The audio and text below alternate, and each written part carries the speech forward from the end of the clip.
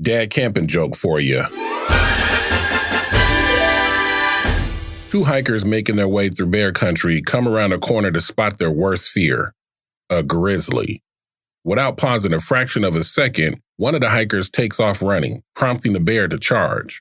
Forced into action, the second hiker turns and sprints after the first. "What were you thinking?" he shouts while running. "You're not supposed to run in a situation like this. You can't outrun a bear." "I don't have to outrun the bear," his friend shouts back over his shoulder. "I just have to outrun you."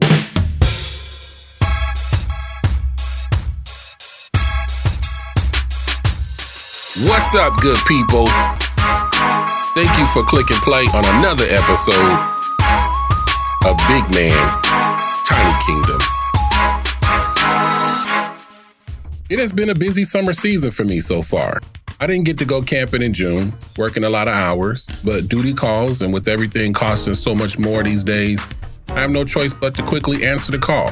Especially with gas price like it is, might be a good thing that I haven't had the time to travel anywhere. June and July so far have been a good time for me to reflect on my current situations, open my eyes up to some changing realities, see where I can make the necessary life adjustments. I've been looking at my money, I've been looking at my health, looking at where I live and ready for changes, looking at personal involvements, and seeing if there's things that need to be changed there also. It's getting to be overwhelming. Not too much where I can't handle it all, but just enough to let me know that things have been pending for way too long. I'm ready for solutions, and the only person that can fix things for me is me. What eases my brain during times like this is getting out in nature. That's when I purposely let my mind block out all the everyday BS, and I slip into fun and relaxation mode. Although life's got me busy and unable to get away at the moment, I still like to find ways to interact with nature when I can. For me, that's probably the biggest benefit to having the internet. I probably clock an hour or two a day, sometimes more, watching YouTube videos of other people's camping adventures. And if I ain't doing that, then I'm discussing something about the outdoors with my work family, destinations we've been to, sharing camping stories, cool products we've heard about or purchased. On this episode, I want to introduce y'all to one of my coolest colleagues and fellow outdoor enthusiasts, Dr. Tony Cella. He's a liberal arts professor at Benedictine University. I've enjoyed getting to know Tony. He's very cultured. He shares with me a lot about the variety of local and international places that he's traveled to. He's a remarkable educator. The students love him.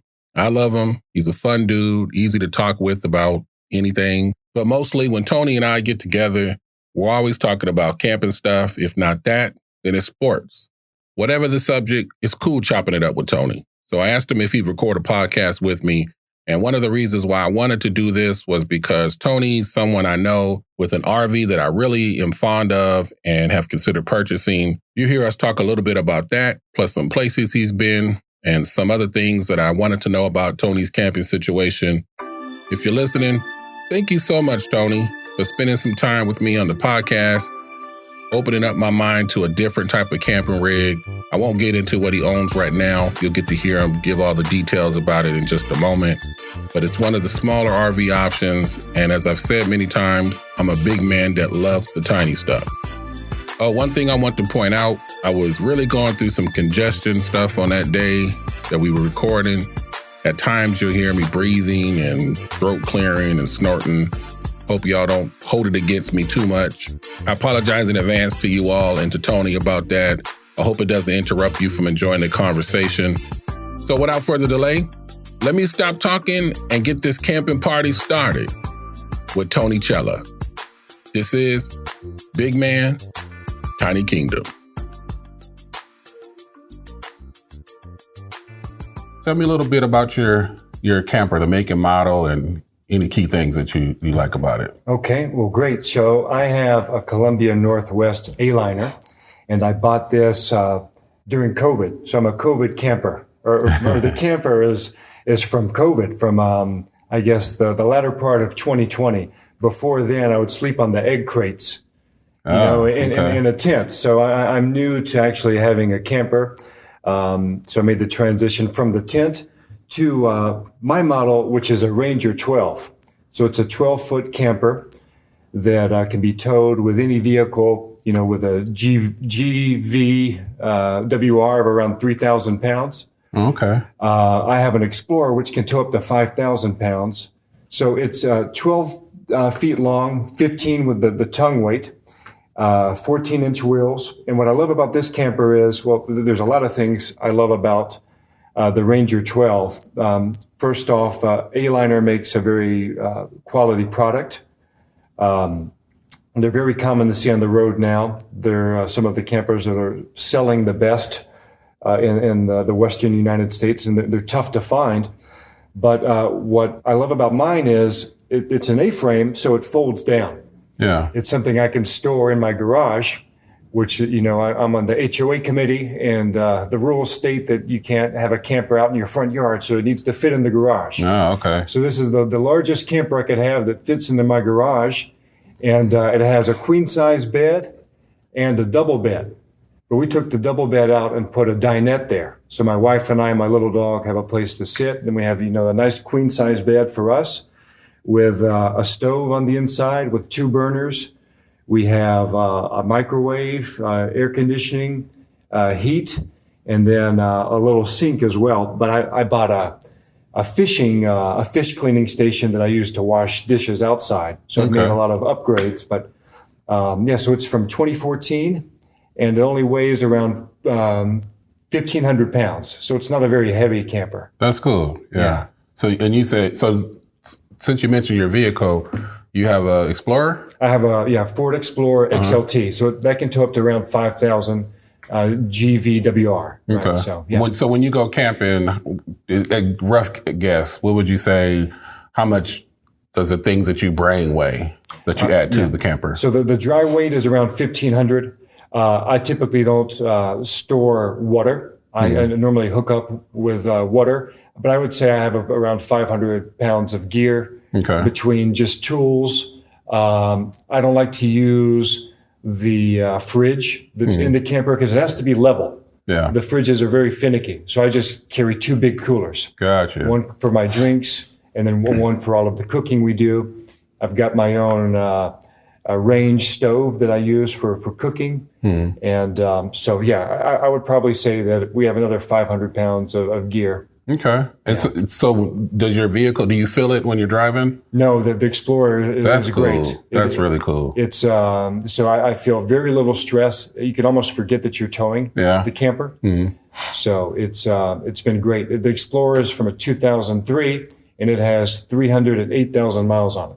Oh, so she's an old girl. Yeah. You put some miles on there. Yeah, for sure. Yeah. So do you, when you store all your camping stuff that you bring, do you store it inside the camper itself when it's folded down, or you put it in the vehicle? It's a good question. So I have like a tent that we put adjacent to the door, just to have a little bit extra shade, and that's a pretty heavy tent. It's just one of the ones where you have the 4 poles and you pull it out.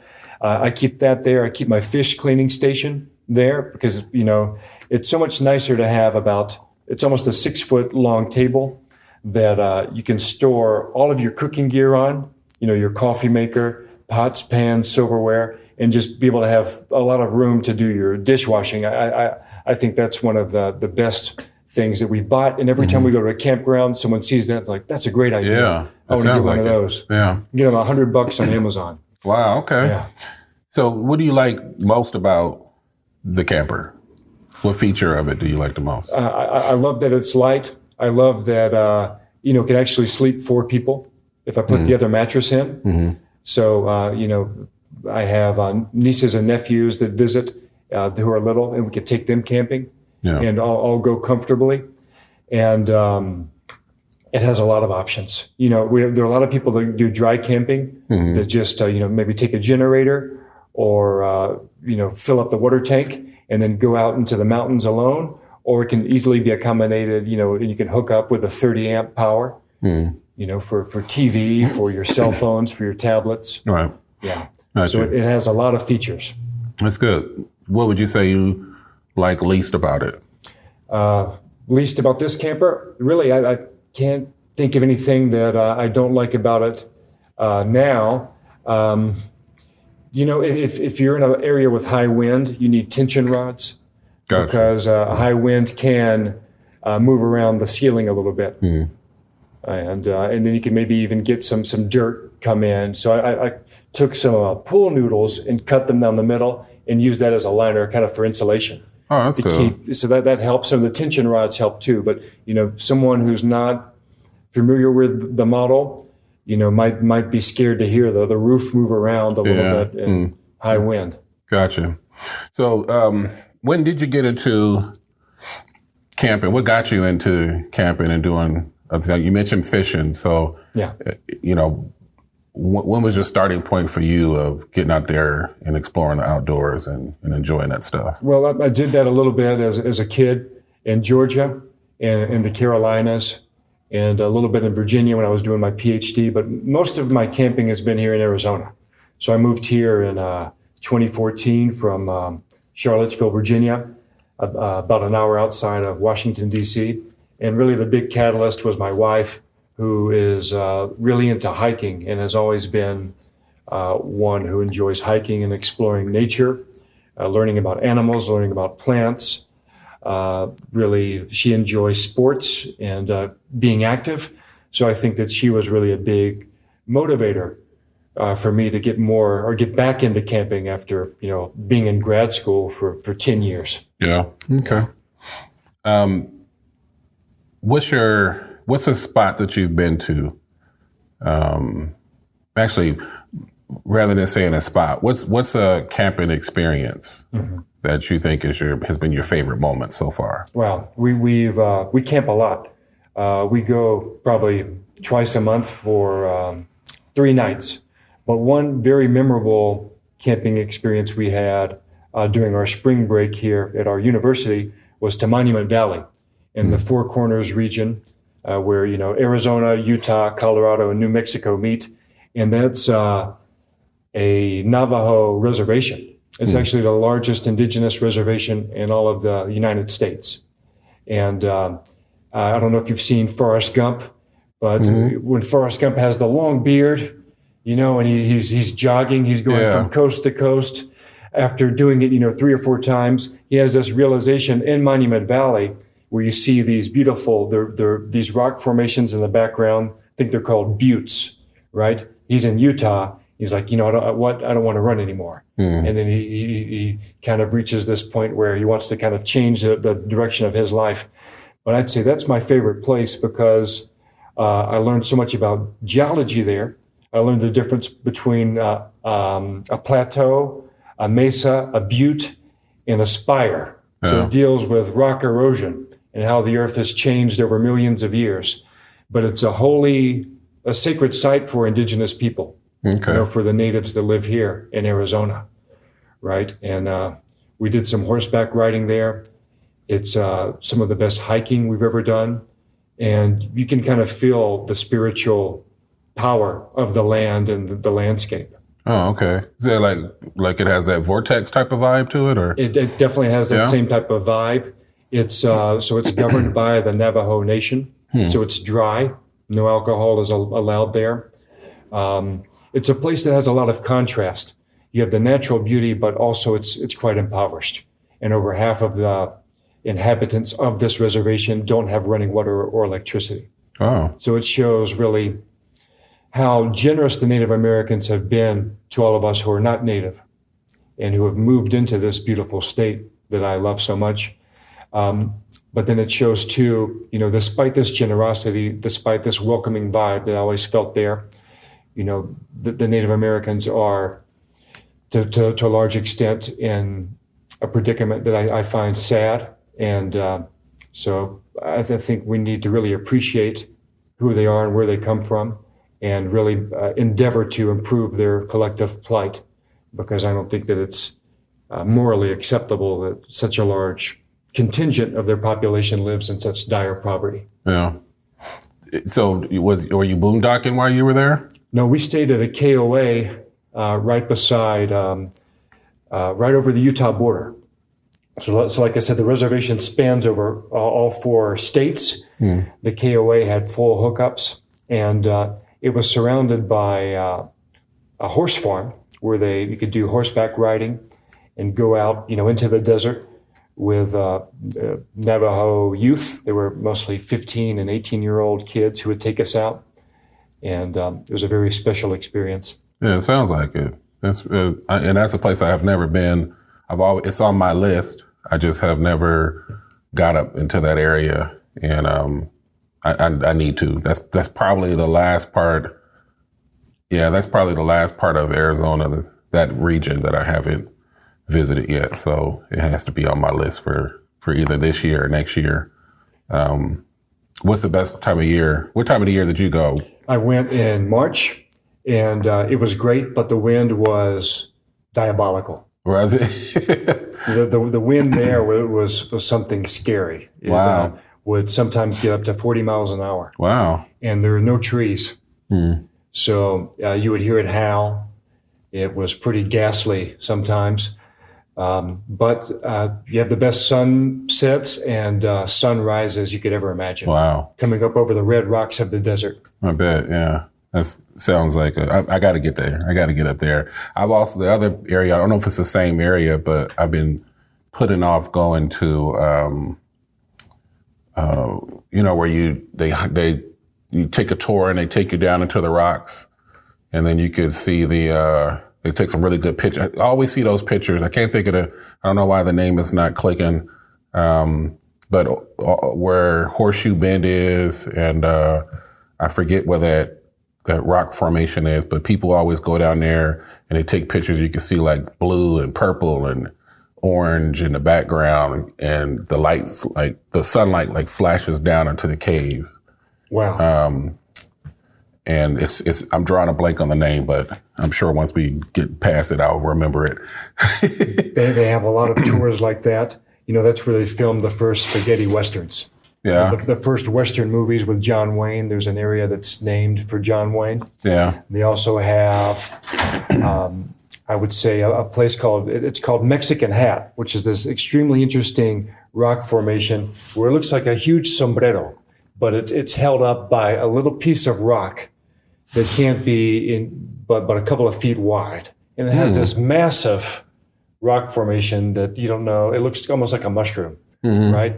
And then if you go just a little bit further, you have the Valley of the Gods, which you can do a lot of boondocking there. And you have incredible rock formations that are gray, kind of a grayish stone, a different mineral.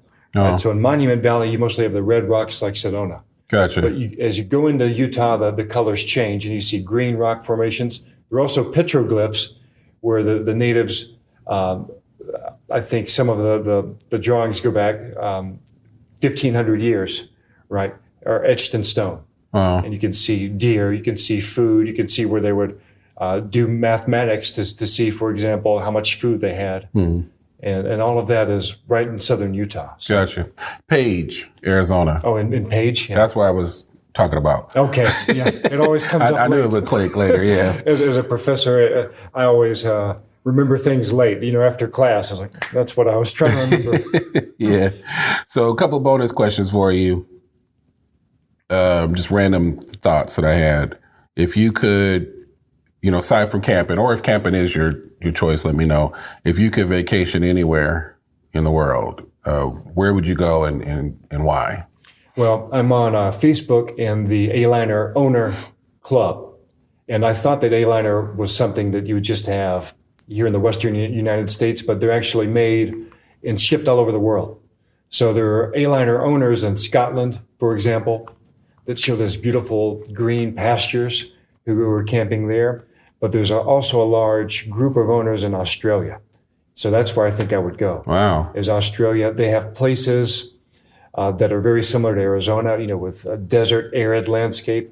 But they also have just a couple hours away, areas that look like the Caribbean with these beautiful turquoise waters, tropical trees. They have the canyons, and it's all impeccable. It's largely an unpopulated country, especially in the western part of the country. And of course, with the nature, the kangaroos, the other animals they have. But I've seen the pictures that the Australian owners have put on Facebook, and I'm like, that's where I want to go. And it would be camping too. Yeah. Yeah. You're on a long flight. Which person, famous or not, would you want to sit next to and have a conversation with? And what do you think you would talk about with that person? I think one person whom I admire greatly is Kareem Abdul-Jabbar. Okay. Kareem Abdul-Jabbar, on top of being the NBA's all-time leading scorer, has a PhD in education, right? And he spent all of his time trying to help, encourage sports and healthy living for, youth in the United States, specifically minority youth. He's someone who greatly values education. He's a true intellectual when you hear him speak. He's very concerned about social justice. And also, he's getting up there now. He played in the NBA for a long time, had a very long career. And I love hearing his analysis generation by generation. Some people ask him, how has basketball changed since the 1960s, or since you went to Power Memorial High School in New York, and then your years at UCLA playing with John Wood, and then starting out in the NBA with the Milwaukee Bucks, then going to LA. And he has a lot of insight. He's very knowledgeable about the game and about strategy. So I listened to a podcast the other day, and it was about why no one does the sky hook anymore. And he talks about how they don't teach basketball, for anyone to play with their back to the basket. Mm-hmm. Everyone wants a three-pointer, and kids learn how to play facing the basket. Yeah. And he talks about just stylistically how basketball's changed, but he is someone who also loves the outdoors. He has a huge ranch in New Mexico. I had a friend run into him in the Albuquerque airport. Wow. And he was wearing cowboy boots and a cowboy hat. Here he is at 7'2", and he was going to his ranch. Right. So he's someone that I think is just extremely well-rounded and is a very genuine person. Yeah. So I think that he would be who I choose. Wow. Where's your next camping destination? Well, I'm planning now going with my wife up to Wyoming and maybe Oregon this summer. Wow. So I want to go to the Northwest. Oregon being as green and as florid and having a coast, I think would be the ultimate, contrast to our desert climate here in the valley. Thank you again to my friend, Dr. Tony Cella. Hope you and the missus are out there enjoying your summer vacation. I've seen the pictures on Facebook. I don't remember what country, but I know you're somewhere international right now. Happy, safe travels. I'll catch up with you at the start of the fall semester.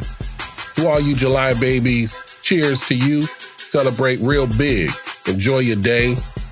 And happy Click Day to my 717 family. Salute to my real ones. It's been a smoking hot summer here in AZ. If any of you brave souls are doing outdoor activities during these high temperature days, please, please, please be sure you're doing it responsibly. But like I always say, whatever you do, make sure you're doing it real big. This is Big Man, Tiny Kingdom.